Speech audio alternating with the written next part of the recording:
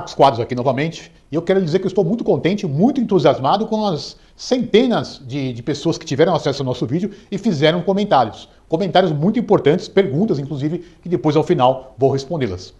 Veja bem, inicialmente eu quero dizer quem eu sou. Meu nome é Marcos Roberto de Quadros, sou advogado há 23 anos e desses 23, 15 praticamente me dediquei aí às ações contra planos de saúde, e especialmente com os aumentos abusivos aí que as pessoas infelizmente sofrem. Por que eu estou reafirmando quem eu sou? Porque eu penso que é importante que você pesquise, verifique pelo meu nome. Veja que até através do Google, no Jus Brasil, você vai verificar aí milhares de processos, onde aparece o meu nome completo, o número da minha OAB e inclusive quem são as principais empresas que sofrem ações aqui pelo nosso escritório. Isso é importantíssimo, especialmente hoje em dia aí, com essas fake news que correm nas redes sociais. Nós vimos no último vídeo que, conforme a progressão geométrica do aumento das suas mensalidades, vai chegar um momento em que será impossível que você continue pagando o plano de saúde.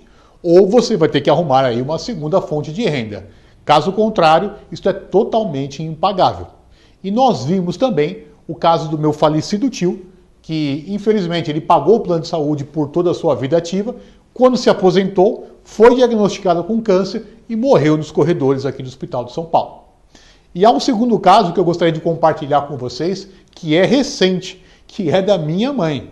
Vejam só, ela tem um plano de saúde vinculado a um hospital, que é muito comum aqui no estado de São Paulo.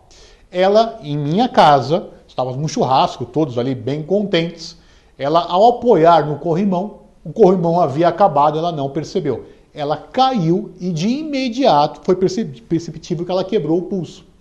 Pois bem, obviamente ela foi socorrida, o meu irmão socorreu ela para o hospital e levou ela para o único hospital que ela poderia ser atendida, que é vinculado ao plano de saúde. Qual não foi a surpresa? Lá não havia um ortopedista.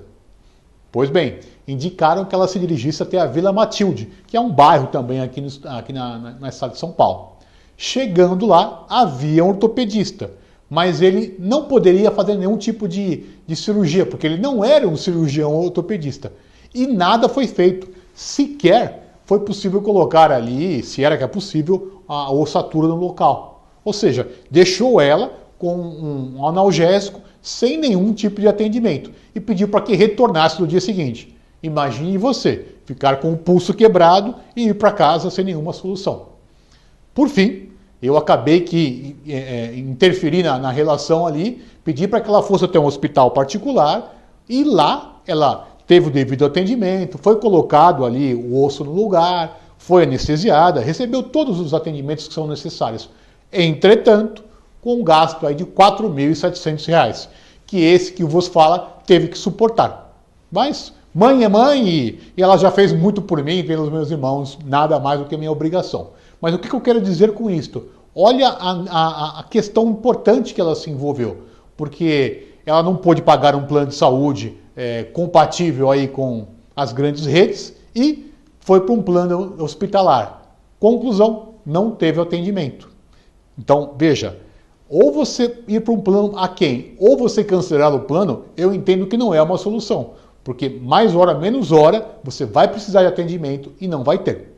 De qualquer forma, como eu prometi, esse vídeo aqui é para falar de soluções e não apresentar problemas. Existem vários tipos de revisão de aumentos aí junto ao plano de saúde, mas nesse primeiro momento eu vou conversar com vocês sobre a faixa etária. Note, o que eu vou ensinar para vocês agora aí, infelizmente, poucos advogados inclusive conhecem, ou se conhecem, não sabem do que eu vou lhe dizer, que é o entendimento jurisprudencial. Primeiro, algumas premissas que são importantes. Nós temos dois tipos de plano, basicamente, sem ser muito técnico. O plano individual e os planos coletivos por adesão ou os ligados aí ao seu CNPJ. Vamos começar pelo último, para inverter um pouco a ordem. Os planos coletivos, contratados depois de 2003, devem respeitar a seguinte regra. Então você vai lá procurar no seu contrato, vai localizar uma cláusula onde há 10 faixas etárias. Por que é importante localizar no contrato essas 10 faixas etárias? Note, porque existe uma regra a ser respeitada para esses aumentos por mudança de faixa etária. Regra simples, que você poderá apurar. Você vai pegar lá o somatório da 7ª faixa até a 10ª. Então localiza o percentual e some da 7ª até a 10ª. Vai achar X. E depois faça o somatório da primeira até a sétima. Você vai achar um outro percentual, Y. O somatório entre a sétima e a décima não pode ser superior ao somatório da primeira e a sétima. Repetindo, some da sétima até a décima e depois some da primeira até a sétima. Não pode ser superior o somatório da sétima à décima. Se for superior, você sofreu um aumento por mudança de faixa etária ilegal. Matéria consagrada, sem nenhum tipo de discussão. Impressionante, não? Os planos individuais. Os planos individuais, eles seguem um regramento um pouco diferente. Você vai necessitar aí, nesse caso, de um profissional para lhe auxiliar. Mas a regra básica qual é? Veja só, como é que eles calculam esses aumentos aí nos planos individuais? Eles pegam lá, por exemplo, um grupo de 1.000 pessoas que estão na sua carteira, a sua apólice, melhor dizendo, de plano de saúde. Pegam todos os gastos que foram gerados por esse grupo de 1.000 pessoas, por exemplo. Se os gastos foram superiores a um número X, eles têm que aplicar o número Y. O que eu quero dizer? Eles têm que verificar qual é o gasto daquele grupo, abater ali o que foi recebido e ainda aplicar o lucro deles. É uma regra, aparentemente, não é tão complexa. Então, gastos mais lucro igual ao aumento que eles vão aplicar. Qual é a solução para saber isso? Nunca as operadoras de plano de saúde apresentam quais são esses gastos. Nós ingressamos com a ação e pedimos para que o operador de saúde me comprove qual foi o gasto desse número de 1.000 pessoas. Eles nunca apresentam. E já vai aí o meu desafio. Desafio você a procurar aí na jurisprudência um único caso que uma grande operadora apresentou o real gasto que eles tiveram. Eles não apresentam. Impressionante. E por que isto é importante? Porque quando eles não apresentam, o juiz substitui os aumentos praticados por somente os índices da ANS. Então ele acaba por excluir totalmente as mudanças de faixa etária. Há milhares de processos nesse sentido. E um outro ponto que é importantíssimo, que é a sinistralidade. Esta sinistralidade é aplicada somente aos planos coletivos por adesão. Vamos esquecer por enquanto aí os planos individuais. O que é a sinistralidade? É o custo da operadora. Quantas pessoas fizeram operações? Quantas pessoas tiveram que utilizar próteses ou houve consultas? Então é o somatório desse custo. E por que isto é importante? Porque no seu contrato há uma previsão que toda vez que a sinistralidade aumentar, há a necessidade de que haja um aumento.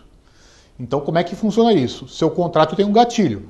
Então, vamos pegar o exemplo aí da AMIL. Aplicou lá no seu contrato 17%, 20%. Ela tem a obrigação de, dentro de um processo, demonstrar, olha, eu tive um aumento de custos, tive que pagar mais médicos, mais pessoas foram hospitalizadas e eu tenho que repassar. Senão, isto aí vai inviabilizar a carteira daqueles segurados. E o que acontece quando são questionados? Como nós pedimos dentro do processo que a AMIL, por exemplo, apresente os custos. Eles não apresentam, absurdamente. Tá? Mais um desafio. Procura aí no site do Tribunal de Justiça, jurisprudência. Me mostre um único caso em que uma grande operadora apresentou todos os números. Você não vai achar. Porque se eles apresentarem, milhares de advogados do Brasil vão usar essa informação para dizer, olha, o aumento é ilegal, você não há por que justificar este aumento. Mas, voltando ao caso hipotético, o que ocorre quando eles não apresentam os números? O juiz afasta os aumentos. Vai deixar o contrato sem aumento? Não, absolutamente não. Mas ele substitui aquele aumento que você sofreu pelo aumento divulgado pela ANS. Então, assim, a redução é absurda. Então, repetindo, a operadora tem que demonstrar o aumento de gastos. Se ela não aumentar, se não demonstrar, melhor dizendo, ela substitui esses aumentos, esses percentuais aplicados pelos aumentos divulgados pela ANS. Eu vou aproveitar esses minutos finais aí com algumas dúvidas que surgiram. A primeira, que foi mais recorrente, é: se eu vier a questionar a operadora de saúde, eu corro o risco de ter o meu contrato cancelado? Veja só, infelizmente eles vêm cancelando o contrato independentemente de você realizar ou não essa discussão.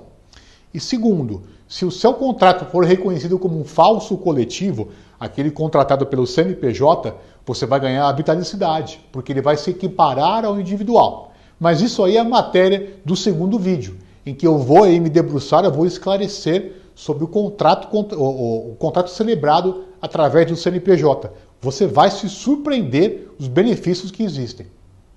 E falando no próximo vídeo, eu vou lhe ensinar aí a questão do falso coletivo, que é importantíssimo, e eu vou lhe passar ainda um passo a passo de como você vai realizar esse procedimento para poder atingir esses objetivos. E se tiver alguma pergunta, já nos chama pelo WhatsApp, que eu terei imenso prazer em responder. Muito obrigado e até o próximo vídeo.